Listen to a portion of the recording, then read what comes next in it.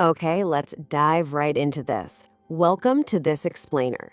Today, we are taking a deeply immersive journey into the gritty, unseen, and frankly shocking side of ancient history. We always hear about the legendary emperors, the conquering generals, and those gleaming white marble monuments. But what was life actually like for the everyday, regular people who were literally holding that incredible society together? Well, we're going to find out. To do that, we are instantly plunging into the year 80 AD. Right now, I want you to mentally strip away the modern world around you. Just poof, gone. Forget the clean paved streets, the quiet nights, the indoor plumbing. We are transporting you directly into the dirt, the oppressive heat, and the overwhelming, nonstop noise of ancient Rome. Just a few miles away from where we're heading, the brand new Flavian Amphitheater, what you and I know today as the Colosseum, is hosting 100 days of spectacular games. Emperor Titus is showering the crowds with gold, exotic animals, glory, the whole shebang. But that is not our destination today. No, we are heading into the Suburra. This was the deadliest, loudest, and most intensely crowded slum in the entire ancient world. So, while the emperor throws his lavish parties, we're going to explore what it actually cost a regular person to simply survive in the shadow of those massive monuments. Section 1. Welcome to the Suburra and its overwhelming sensory reality. I want you to imagine a 17-year-old Roman laborer named Marcus, just waking up in the gray pre-dawn light. Now, what's really interesting here is that right downstairs from his room is a Phalonica, an ancient Roman laundry. As an apprentice here, workers like Marcus spend their grueling days treading on wool in vats of aged urine. Yeah, you heard that right. Aged urine, which was used to naturally bleach the beautiful white togas of the rich. That sharp, thick, incredibly acrid smell drifts right up through the floorboards into Marcus's room, mixing with the scent of wood smoke and cheap cooking oil. He's breathing in air so intensely thick it literally feels like inhaling wool. Section 2. Inside the Roman insula, the 5th floor death trap. Marcus isn't alone in this space. He shares an incredibly cramped room with 4 other adult men, all sleeping on the freezing cold stone floors of an insula. These were fast, cheaply built Roman apartment blocks, and they were absolutely notorious for being structural death traps. The landlords who built these places cared vastly more about quick profits than anything resembling structural integrity. The entire building actually vibrates underfoot when someone runs down the stairs. It's terrifying. These profit-driven high-rises were extremely dangerous. I mean, if they didn't collapse from poor engineering, they were incredibly fire-prone, especially since you had dozens of families packed tight inside, all relying on open oil lamps and charcoal braziers for light and heat. His bed isn't a mattress, it's really just a wooden frame stuffed with flattened straw that shifts and crackles loudly with every single movement he makes. The stone floor is biting cold under his bare feet as he reaches for his clothes in the pitch dark. He pulls on a coarse wool tunic, heavily patched so many times it looks more like a map than a piece of clothing.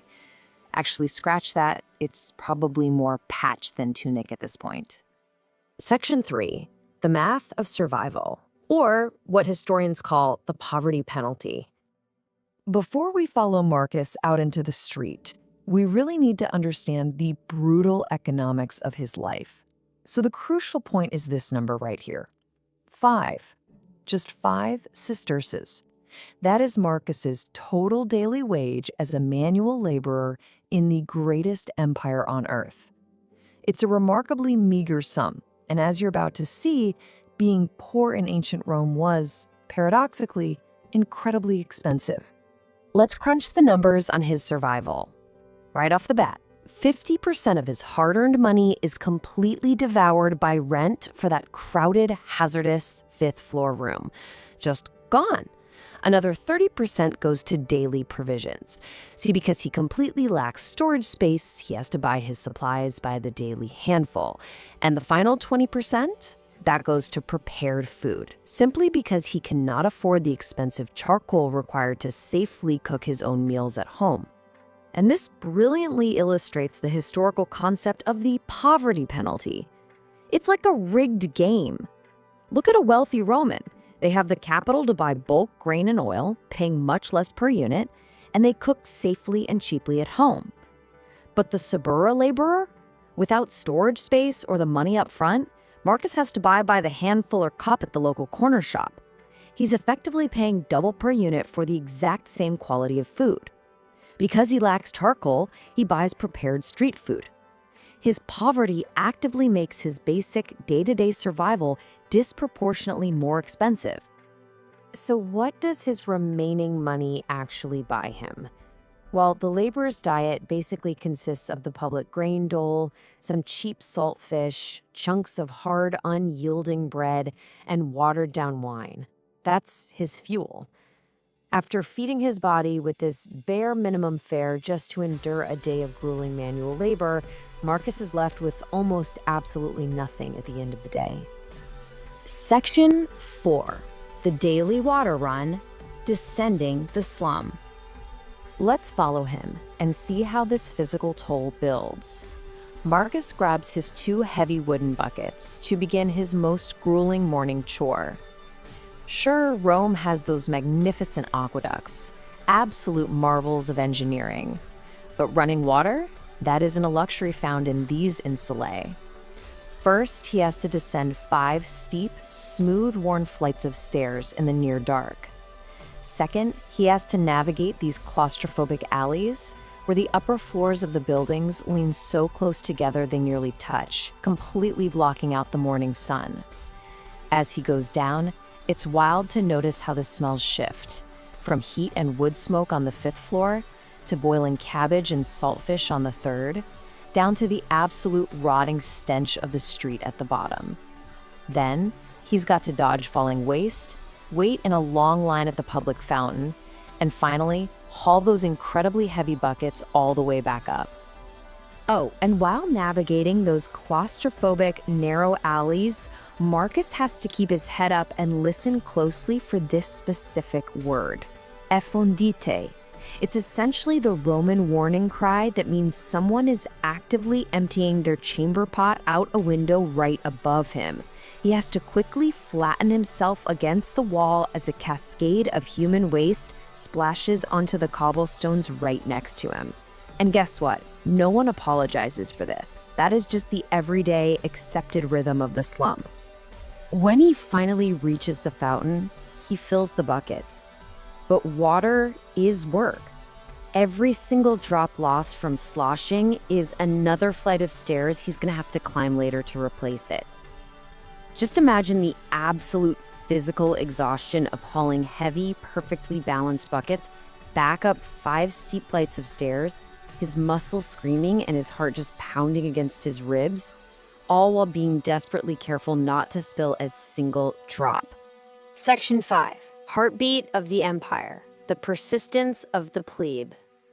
As Marcus carries his water, he might see a group of soldiers marching past, their polished armor reflecting the sun as they head to the marble-filled forum just 10 minutes away. It feels like an entirely untouchable universe from the grinding reality of the Suburra. And you know what? Surviving the morning is literally just the start. Look at the perpetual threats constantly hanging over Marcus's head. Over the next year alone, emperors might violently change, sweeping fires could instantly consume his entire timber frame city block, deadly summer fevers could ravage the densely packed streets, or his very building could just collapse from its shoddy construction. It requires a stubborn, incredible daily persistence just to stay alive in this city. Which brings us to our final provocative thought. If history only remembers the emperors, the victorious generals, and the gleaming marble monuments, who actually built the empire? It was the millions of unseen laborers like Marcus, the people sleeping on flattened straw, carrying heavy water buckets up rotting stairs, and surviving the poverty penalty day after relentless day. They were the true heartbeat of ancient Rome. Thank you so much for joining me on this explainer. I really hope this changes how you look at the towering achievements of the ancient world.